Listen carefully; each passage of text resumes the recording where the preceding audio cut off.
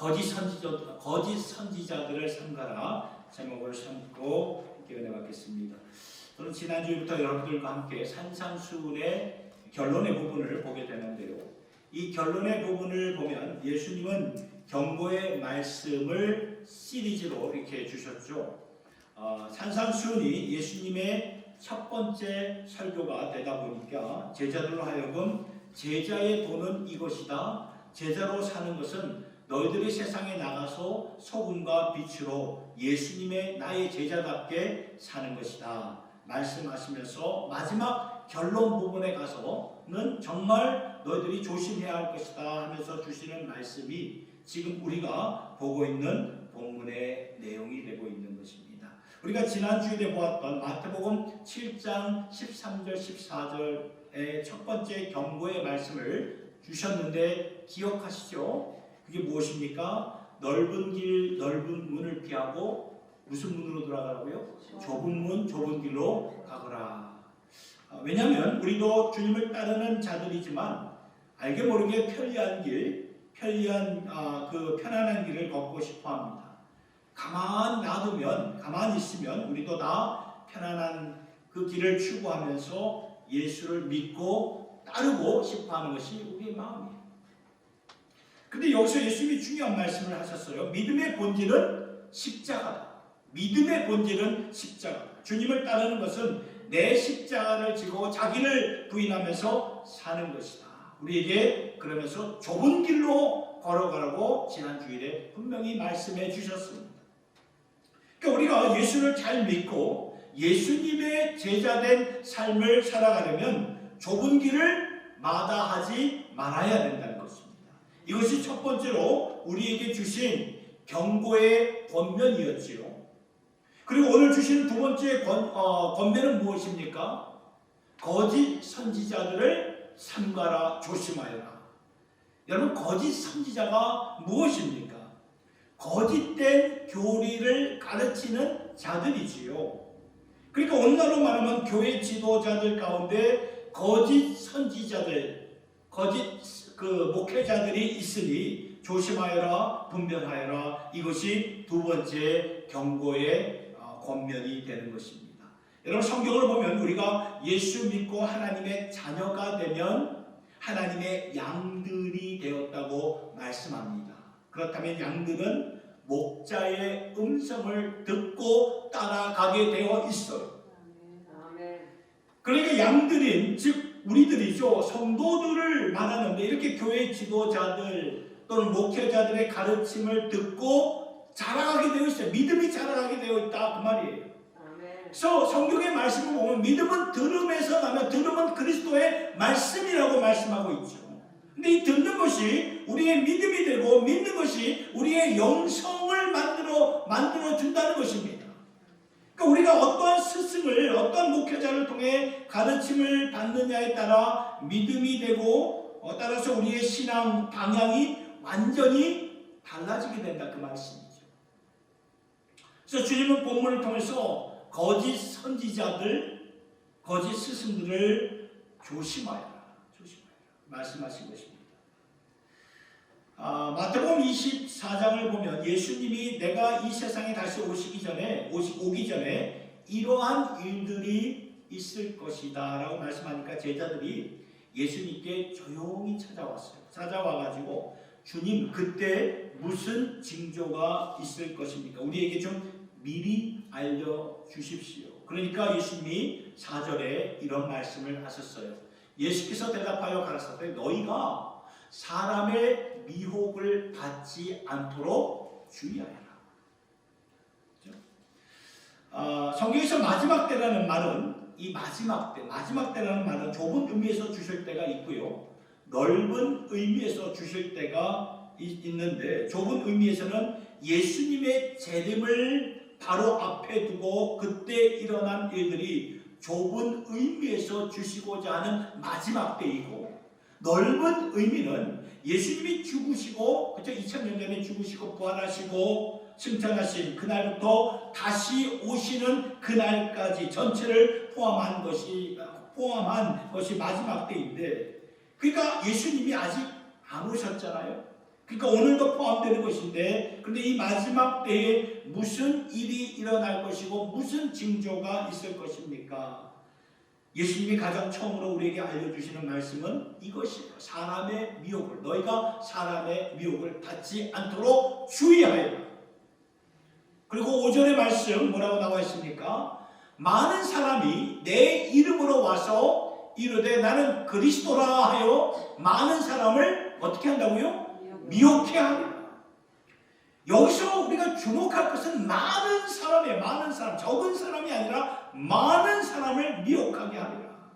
쉽게 말해서 자칭 그리스도라는 이단을 가리키는 거예요. 이단.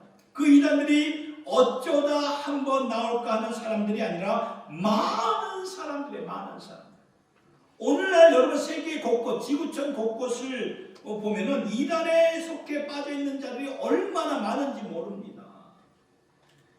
예수님께서 분명히 많은 사람들이 그러한 모습으로 나올 것이라고 말씀하셨고, 이들은 양의 옷을 입은 일이다, 늑대다 말씀을 하셨던 것입니다. 여러분, 양의 옷을 입었다는 것은 겉으로는 이단을 잘 알 수가 없다는 그 말이에요.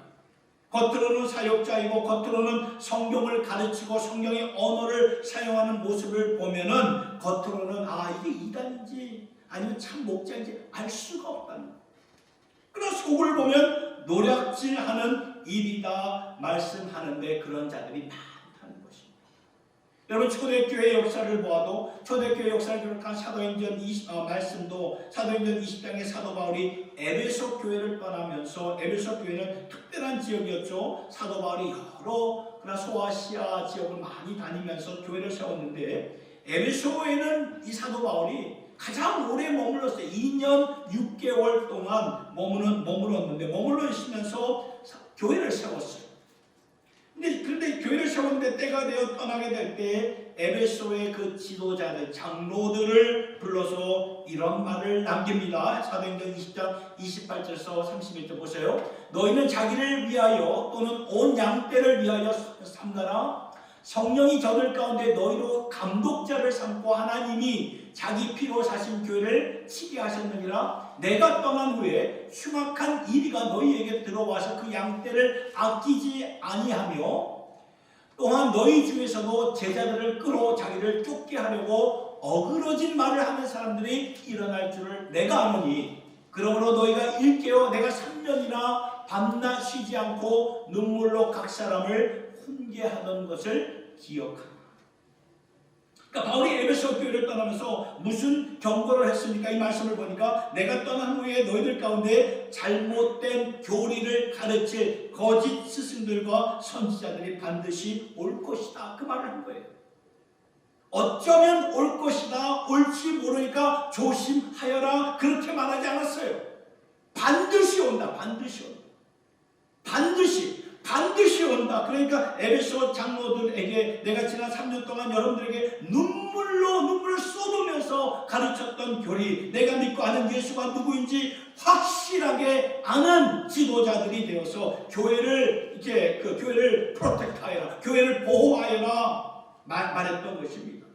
노략질하는 이들이 와서 어떻게 해서든지 간에 양들을 낚아채 갈 것이다, 그런 말씀. 요한일서 4장 1절의 말씀을 보니까 이렇게 나왔죠. 사랑하는 자들아, 영을 다 믿지 말고, 나오죠. 영을 다 믿지 말고 오직 영들이 하나님께 속하였나 시험하라. 많은 거짓 선지자가 세상에 나왔습니다. 보셨나요? 예수님께서는 이미 거짓 선지자들이 나타날 것이고, 사도 요한도 이때 많은 거짓 영을 다 믿으면 안 된다, 저들을 따라가면 큰일 난다, 그 영들이 하나님께 속하였나 분별하여라, 이것을 보라는 그 말씀이에요.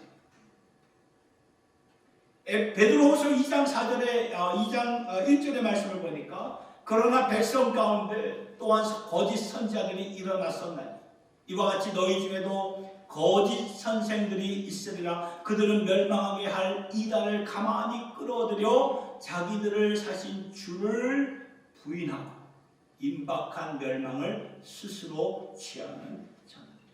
베드로가 이 편지를 썼을 때 이미 거짓 선지자들이 있었고, 그런데 이와 같이 너희 중에도 거짓 선생들이 들어와 있다. 이 공동체 안에 들어와 있다. 그들은 멸망의 길로 조용히 끌어들여서 우리를 죄에서 구해주신 예수를 디나이시키는, 부인하게 하고 임박한 멸망을 스스로 지었는 자.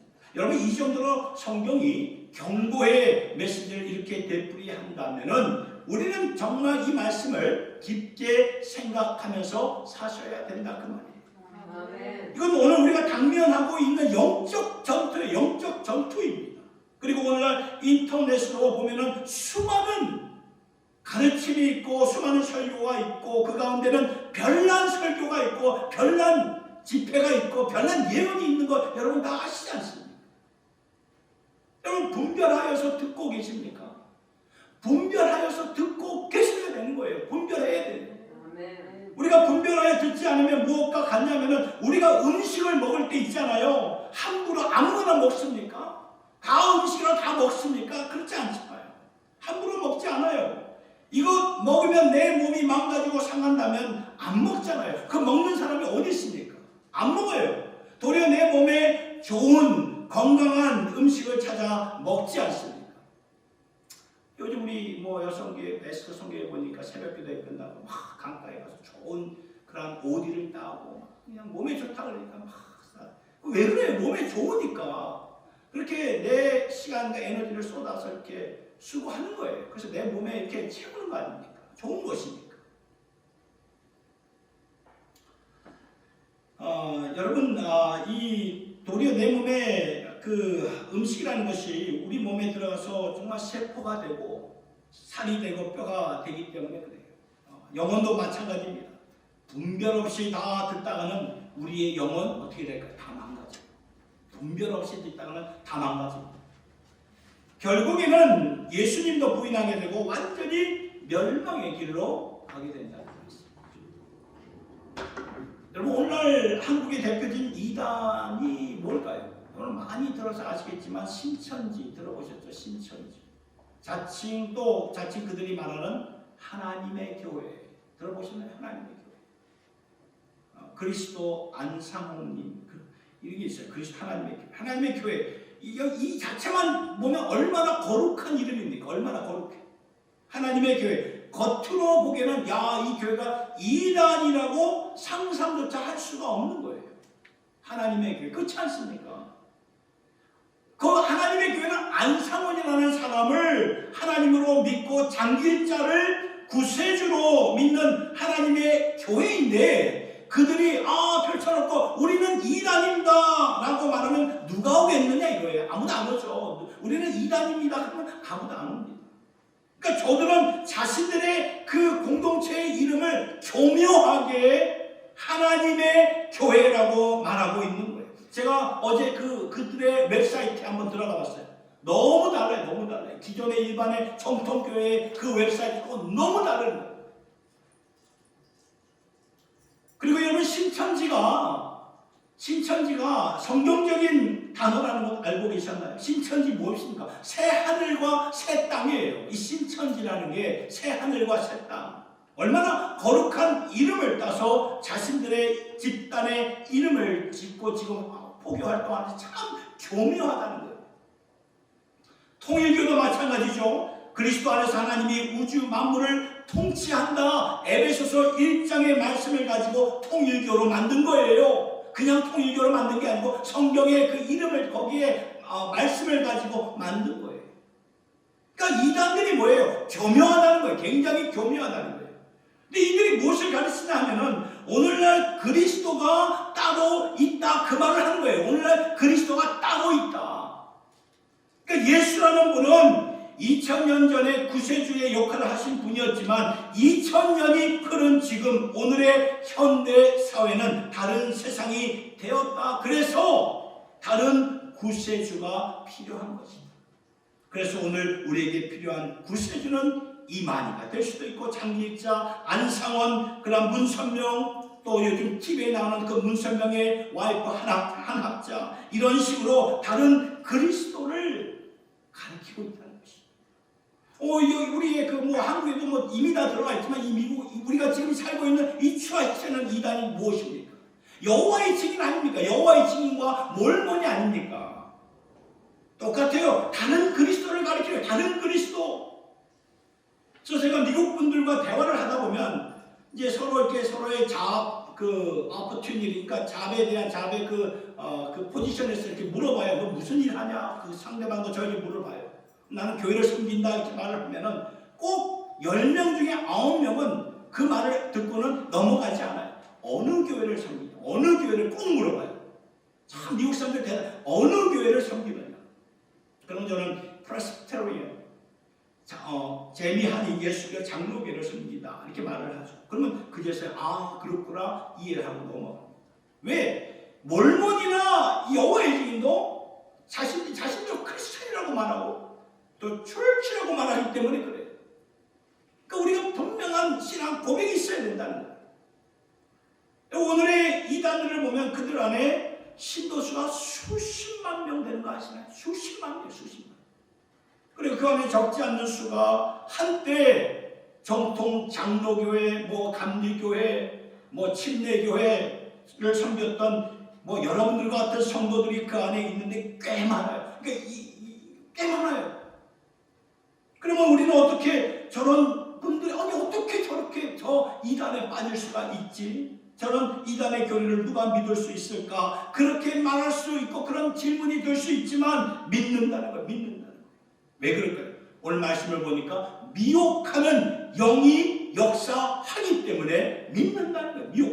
미혹하는 영이 뭐예요? 악한 사단 마귀의 권세 아닙니까? 우리의 마음과 생각을 미혹하여 믿게 만든다는 것입니다.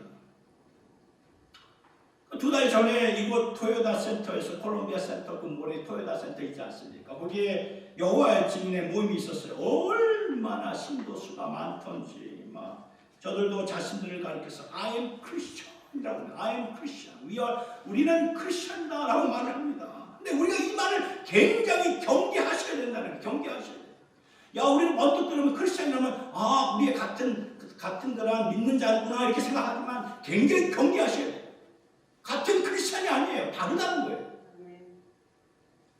우리가 이렇게 쉽게 생각하면 우리도 그들의 교리 안에 빠져들어갈 수가 있다는 것입니다. 그럴 리가 있겠어? 아니에요. 우리에게도 충분히 일어날 수도 있는 일이라는 거예요. 그래서 예수님이 오늘 본문의 말씀을 통해서 경고하시는 거예요. 경고하십니다. 분별하여라. 우리도 아무 음식을 먹지 않고 그 TV 프로그램 아무거나 보지 않잖아요.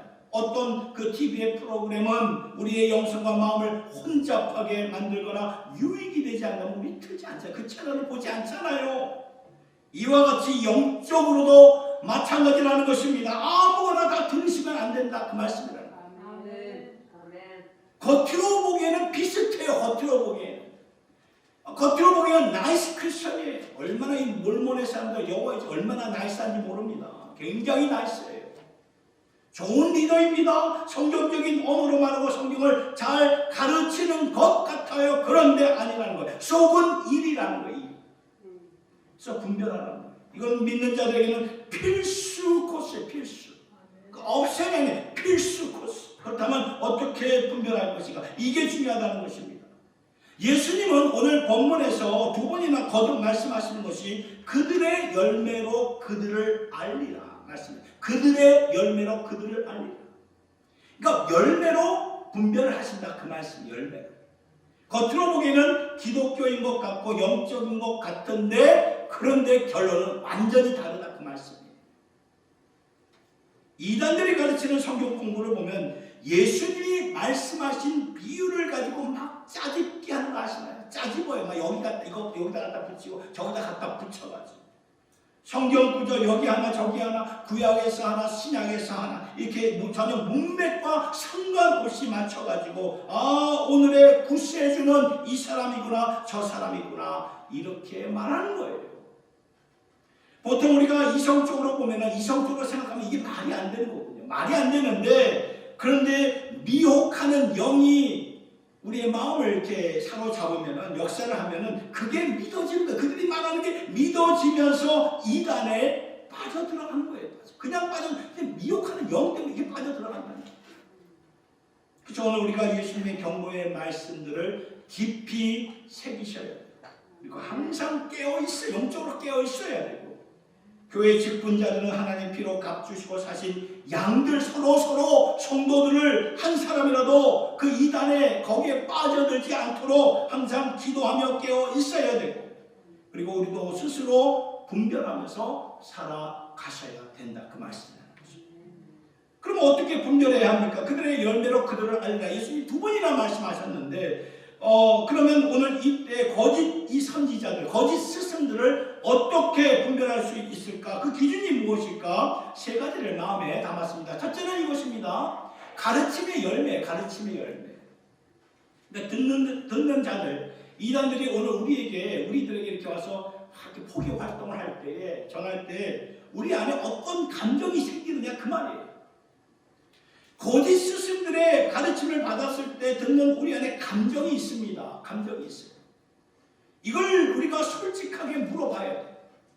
여러분, 하나님이 우리를 만드셨을 때는 총체적으로 만드셨습니다. 우리의 지성과 육신과 감성이 나중에는 영성까지 총체적으로 이렇게 만들어 주셨는데, 영적으로 느끼는 것을 이제 감성적으로 또 느끼게 되고 육신적으로도 느끼게 된다는 것입니다. 그러니까 다 커넥션이 되어 있어요. 다 연결이 되어 있다 이 말이에요.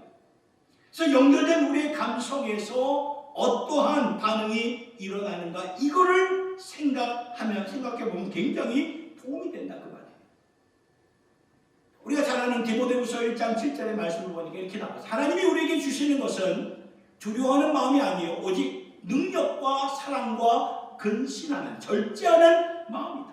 보셨나요? 하나님이 우리에게 주시는 마음이 있어요. 감정이 있습니다. 그 마음은 두려워하는 마음이 아닙니다. 억압되고 두렵고 불안한 그런 마음이 아니에요. 이건 하나님이, 성령 하나님께서 주시는 마음이 아니에요. 도리어 하나님이 주시는 마음은, 말씀을 보니 이 말씀은 오직 능력과 사랑과 근신, 절제하는 마음을 주신다는 거죠.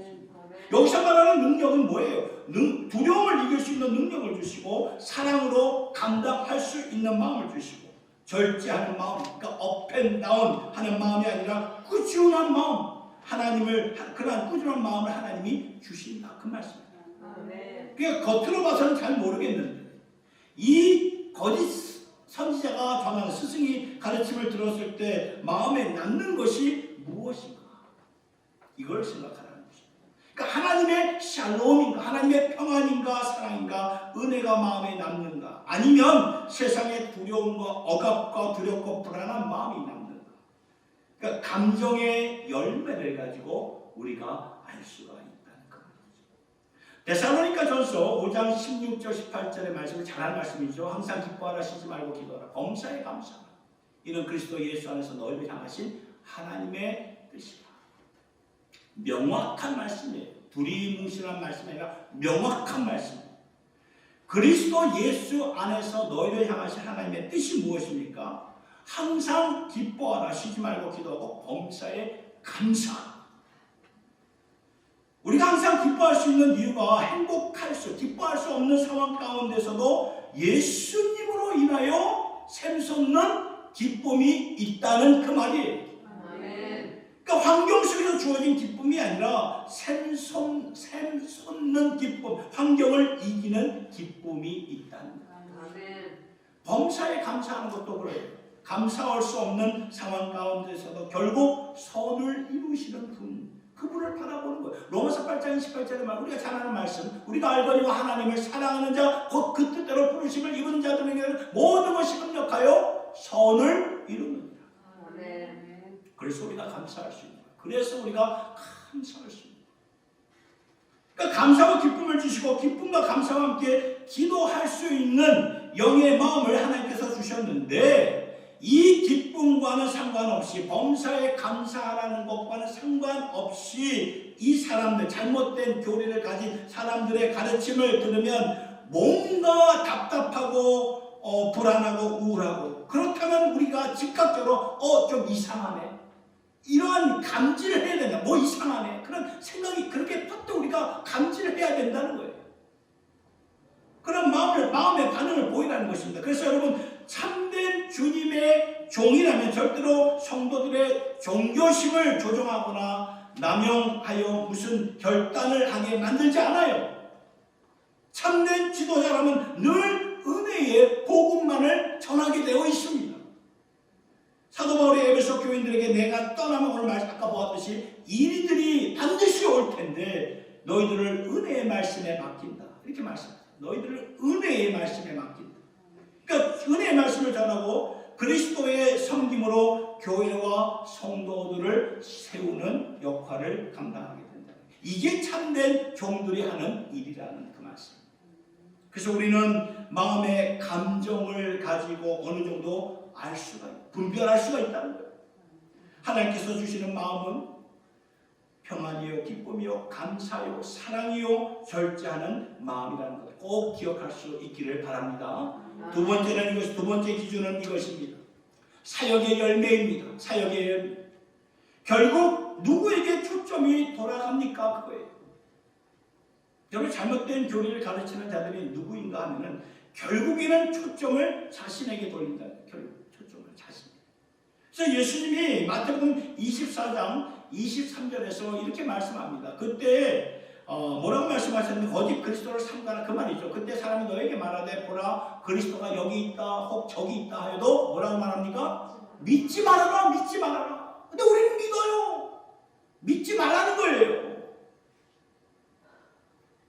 거짓 그리스도인은 이적과 기사를 통해 할 수만 있다면 택함받은 자들도 미혹하게 할 것이다. 그래서 택함받은 주의 거룩한 성도들을 미혹한다는 거예요.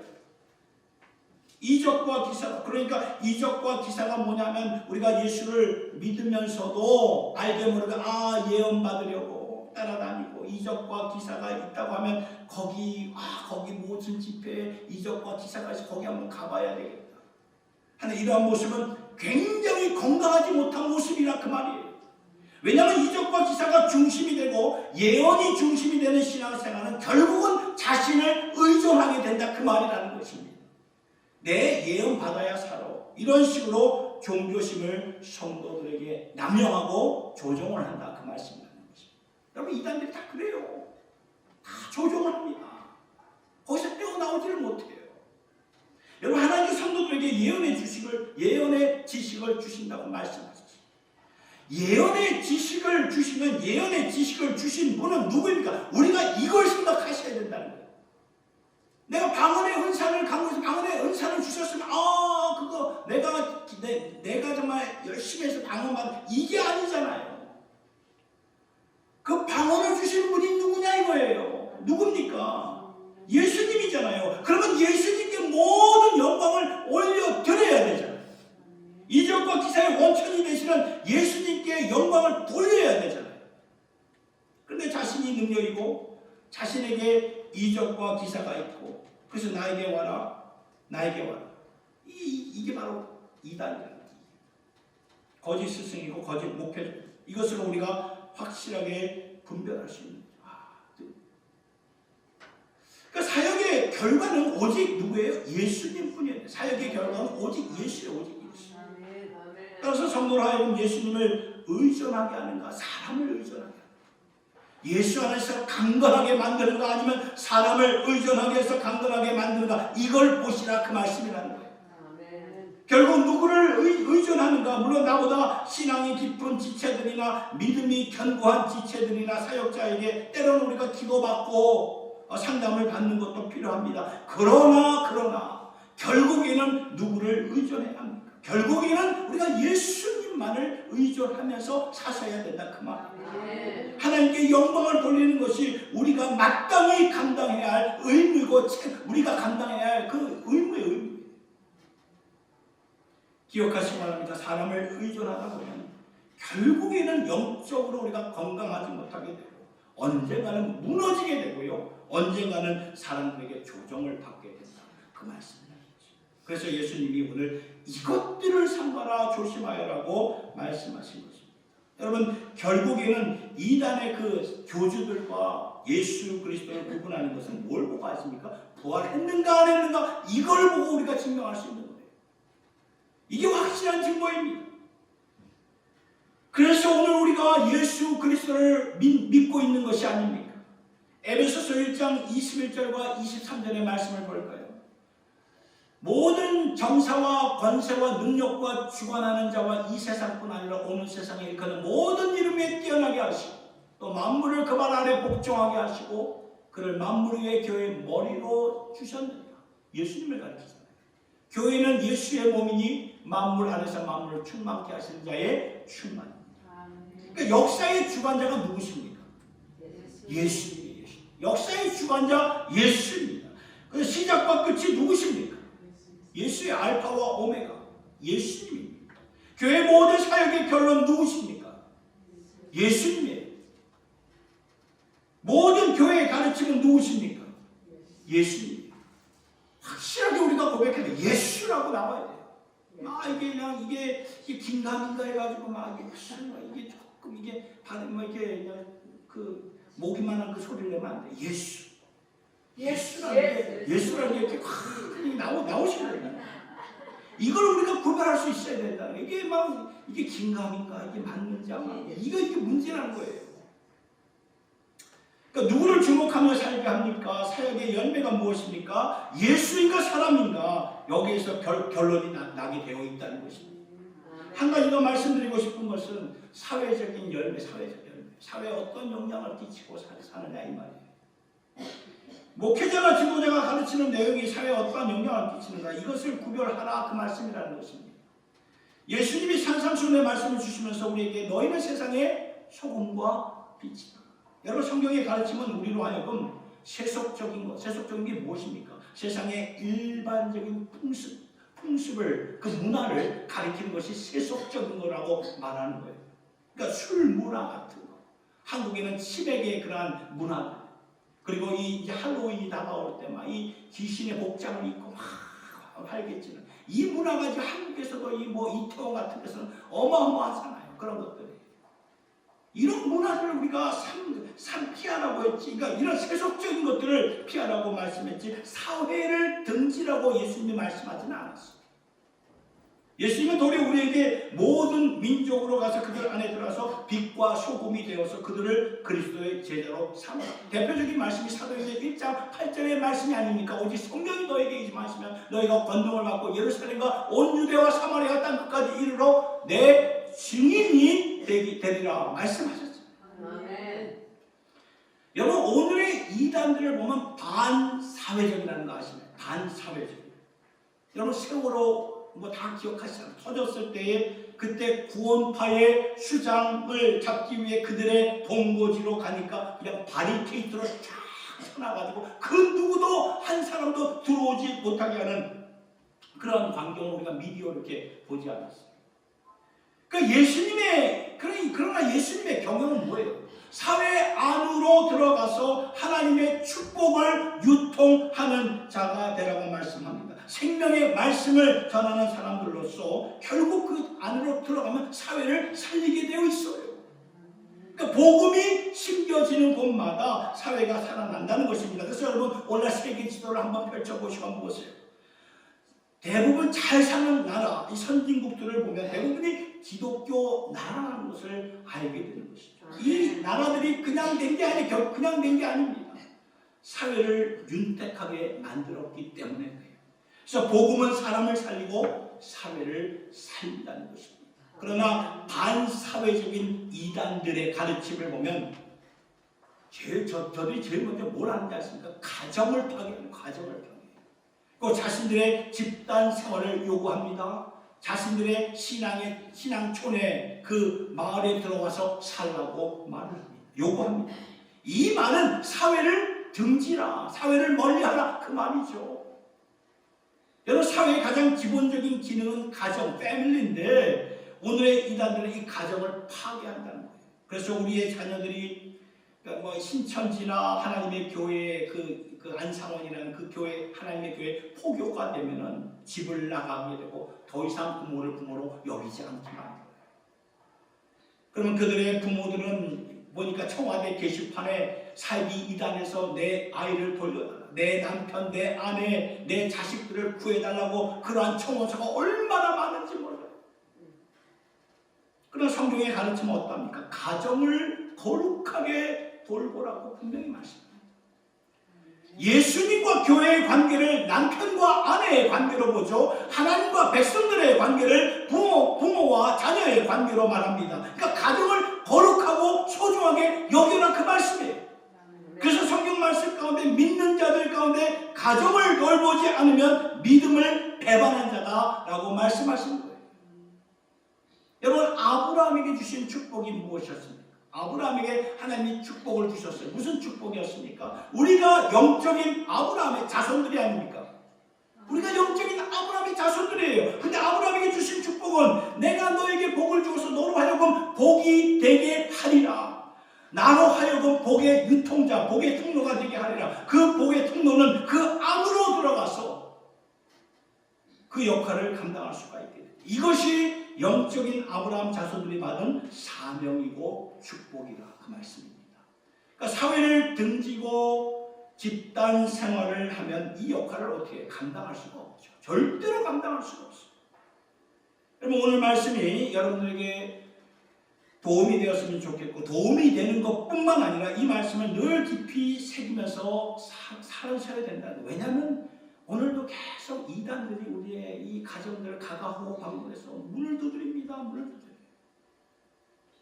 어제도 저희 집에 와서 물론 알고 보니까 여호와의 집, 와서 이제 We are Christian이라고 얘기하죠.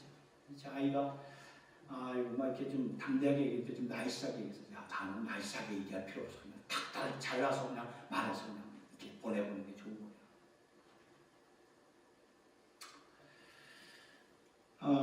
여러분, 우리 주위에 거짓신들이 있어요. 우리가 아무리 음식을 아무거나 그 음식을 우리가 먹지 않듯이 영적으로도 아무 음식을 먹으면 안 된다는 것입니다.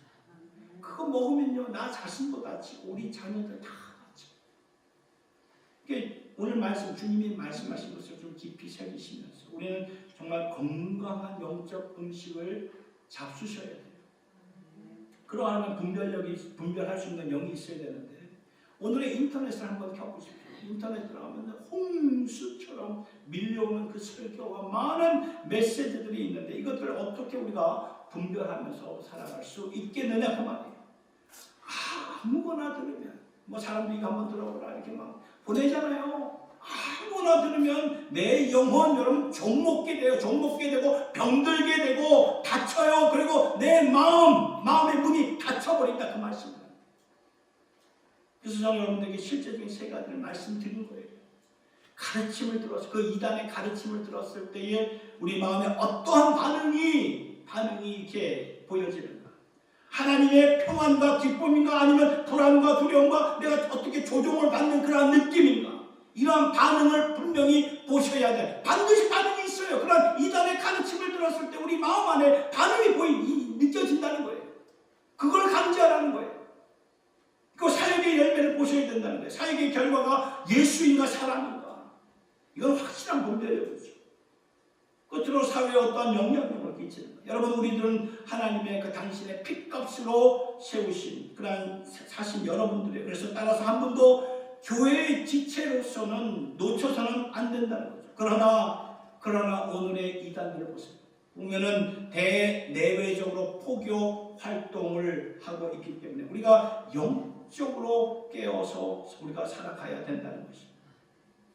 우리 모두 하나님 앞에 올바른 그런 열매가 되기 위해서는 철저하게 자신을 좀 돌아보고 자신을 주님 앞에 드리고 살아가야 되지만, 또한 여러분들이 이 목회자의 영적인 음식을 잘 먹고 소화를 시키셔야 된다는 거예요.